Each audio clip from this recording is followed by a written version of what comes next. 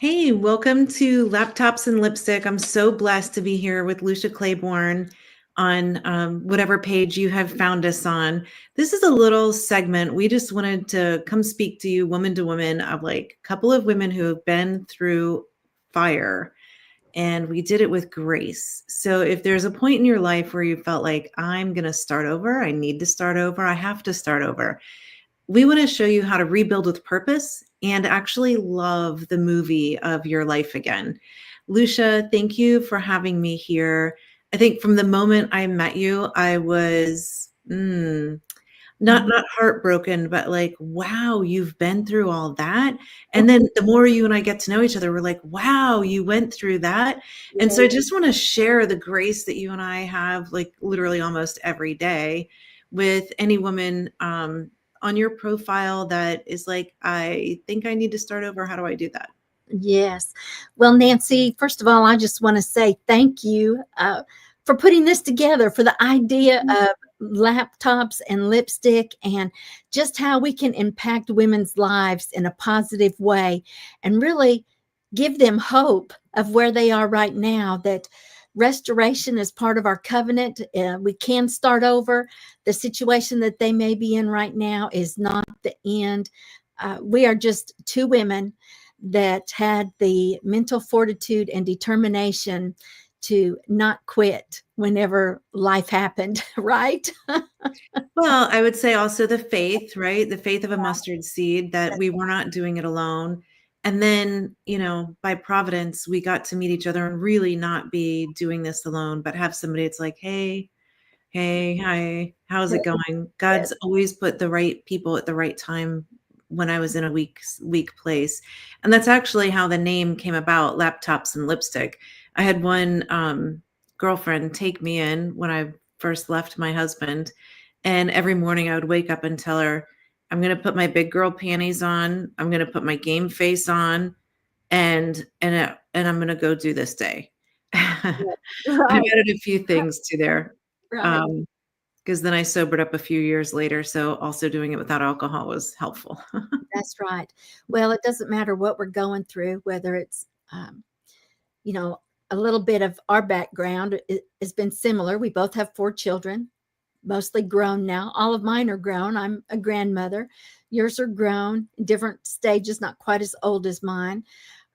We've both been displaced from our homes a couple times. You have gone through a couple hurricanes, a divorce.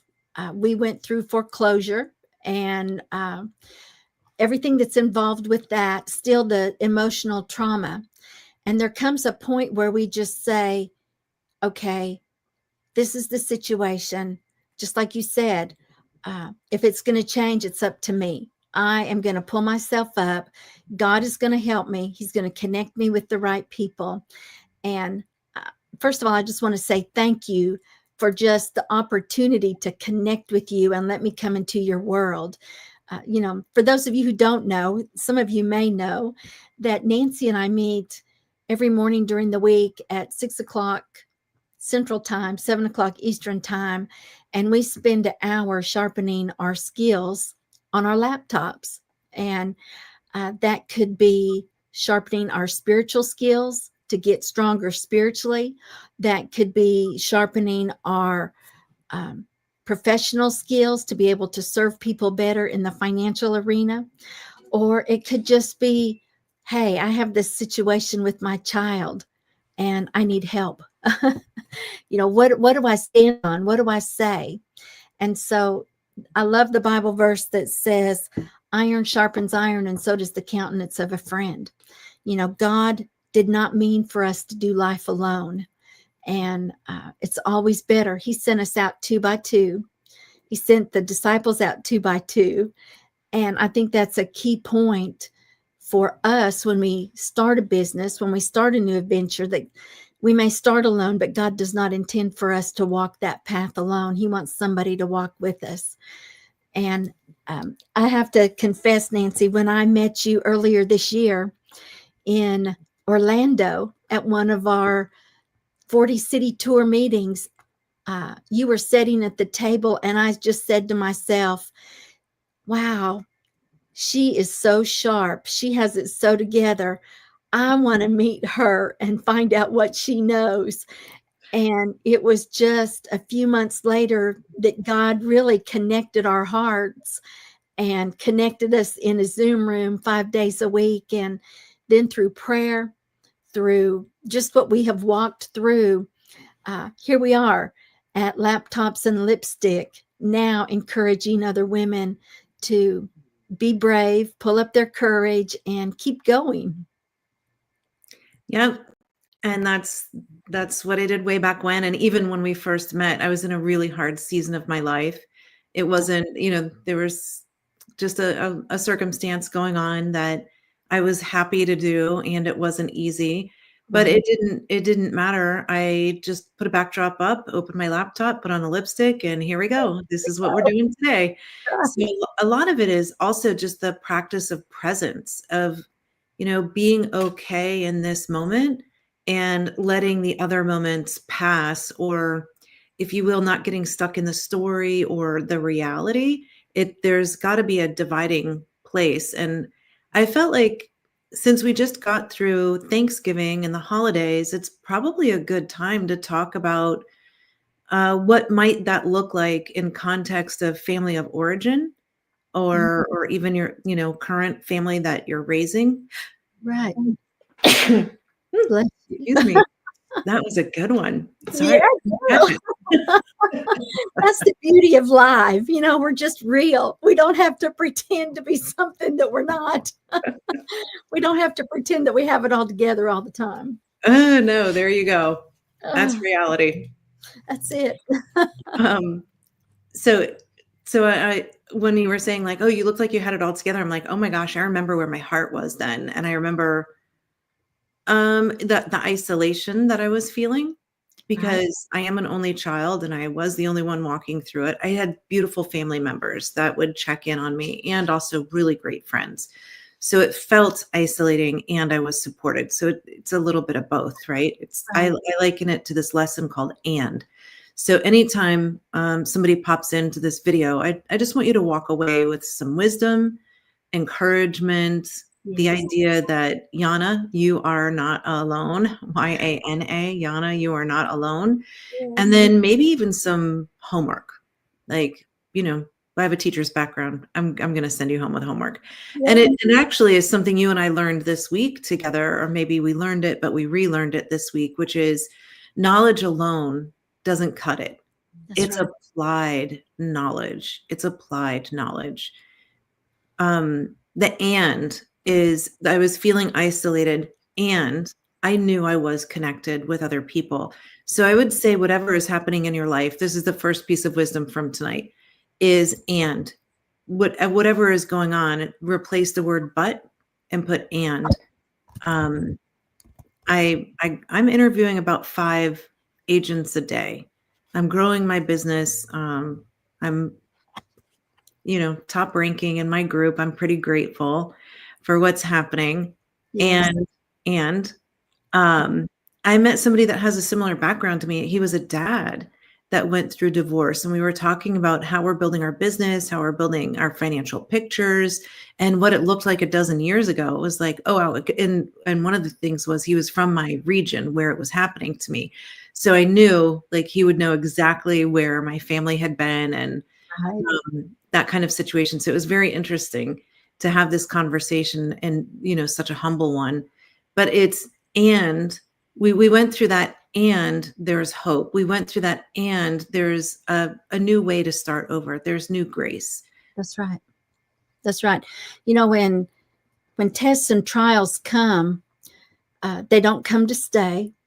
It's really to test our character for that next phase that God wants to take us into. And, the only place that God will test you is with your finances, because Malachi says, bring your complete tithe into the storehouse and test me now and see if I won't open the windows of heaven for you. And I know that this has to be God, because I had not even planned on saying this, but a lot of people put so much emphasis on finances and striving after finances. And if God can't trust you with money, He's certainly not going to trust you with the most precious thing that He owns or that He has, which is people. And so I just want to congratulate you, Nancy, on leading the way with recruiting in your group and what you are doing by setting the example of what is possible, of just loving people and wanting to help people. Hence, laptops and lipstick. Well, and there's one particular scene that I have in mind. I was at a Starbucks because we didn't have a quiet space with 4 kids. We didn't have a quiet space for me to work. So why a Starbucks would be quieter, I don't know. But those people don't pull on my shirt and need my attention. Right. So that's kind of what came to mind is when we named it. Was I remember sitting in that Starbucks many hours trying to I finished my master's degree there, my thesis, and started. That's where I did a lot of my work. I didn't start a business at that time. I had one going that I was working on. So I just feel like it doesn't matter where somebody is. If you've got a laptop, and for our gentlemen, if they happen to catch us, we don't mean for you to put on the lipstick. But we do mean for the ladies to like put your game face on. It's okay. It's an and. Whatever is going on, it's an and. If it didn't turn out the way you wanted, it's okay. It's a work in process. Can we go back to the bit about Thanksgiving and family? Yes, let's circle back to that. So I love what I learned from my mom and from my dad, and the more I know, I wish they had also known these extra little pieces. And one of the things that we always want to share are the 3 rules of money, and not directly, not to talk through them, but it has to do with growth.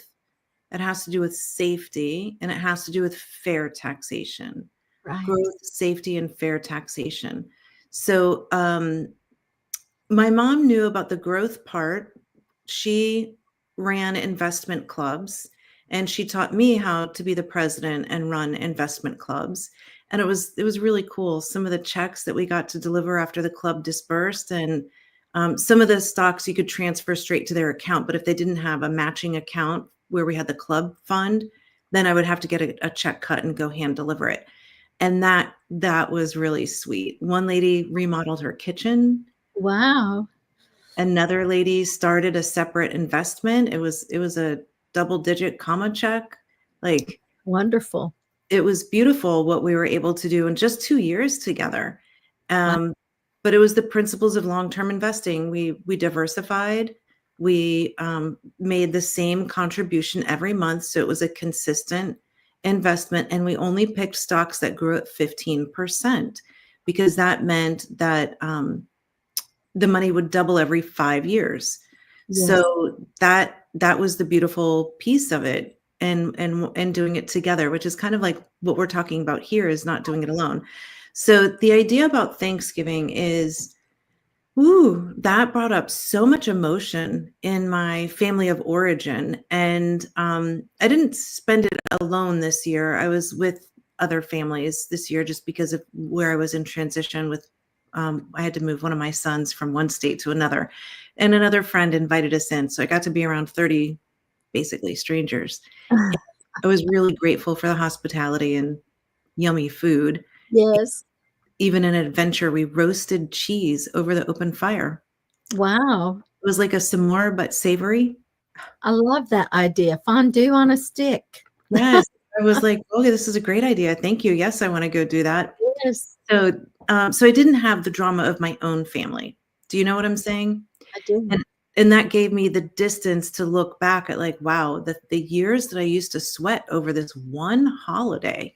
So, while I missed my family, I also got to skip that part of the drama side of it. And it just put on my mind, like, how much did I really take from that family? Both sides of the family. Like, you and I were talking earlier today, I think it was, Right. where we were talking about how we think about money. And, my grandparents made it through the Depression.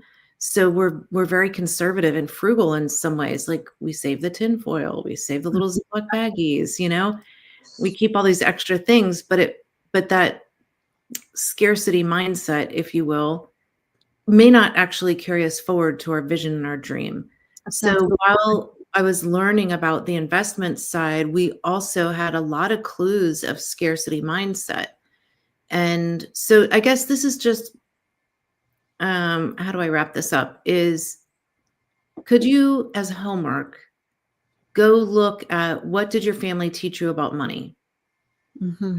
I did learn about growth, and 15% means my money will double every 5 years. But I also walked away with the frugal mindset of, scrimping every little thing and not even frugal, like really scarcity.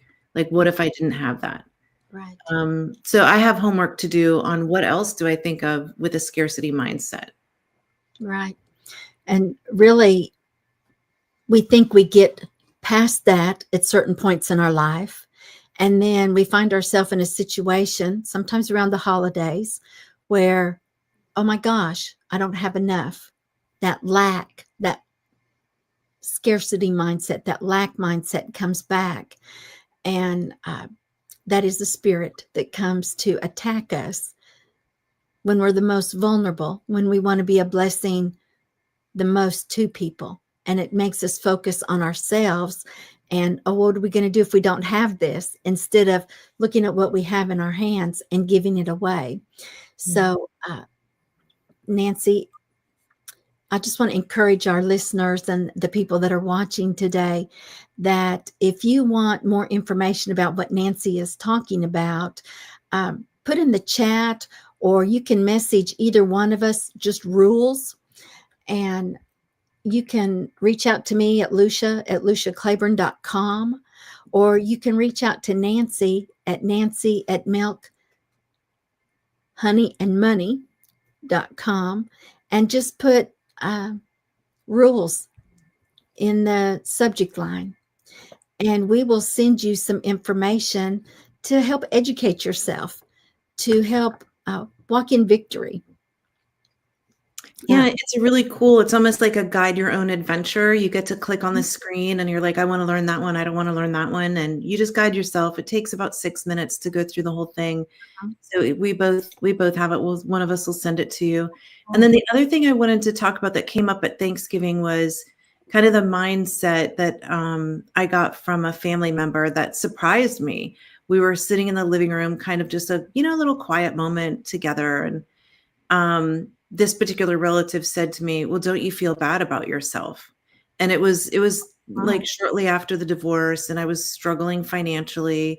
I was doing it's what they say, like put everything as if how is it? Work as if it's up to you, and then pray as if it's up to God, right? Right. So I was in that zone of working as if it was up to me, but then trusting and praying as if it was all up to God.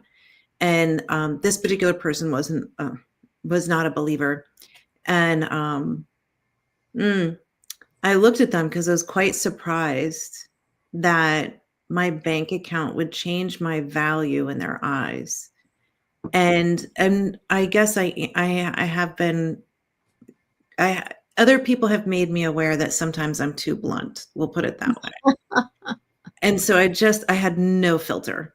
And I looked back and I'm like, you think my bank account changes who I am as a human being? You Come on. think that changes my worth? Do you think that changes my value? Do you Come on. think it makes me more valuable or less valuable? Come on. Like, I'm Someone. a human in God's eyes. Like, Yes. I have just as much value as you do. Amen. And I think that was maybe not the most respectful or kind way to reply, but I truly was shocked that Yeah. that's how somebody's. So the point is not that this other person in my family may have done something wrong or I did something wrong. That's not the point. The point is, what do we believe from our family? Right.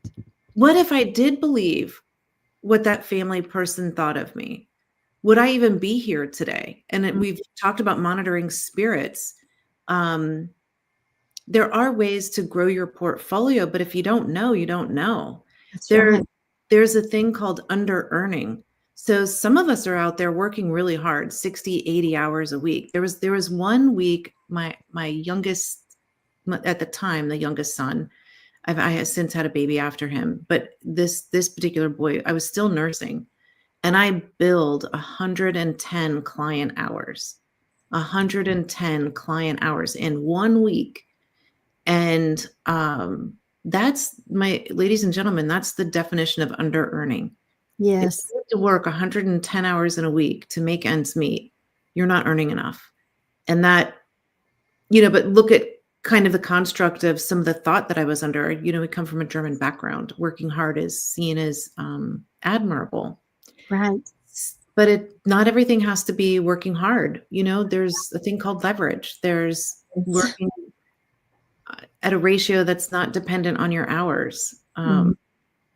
There are a lot of options. So I think that's just a challenge of, like, what did your family of origin think of you? And are you still thinking about yourself that way? Right. Right. There's, you can leverage your hours. You can create residual income.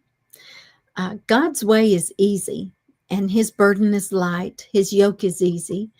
And so if you're watching this and you're thinking, I'm where Nancy was, I'm working 80 to 120 hours a week, I want to tell you there's a better way.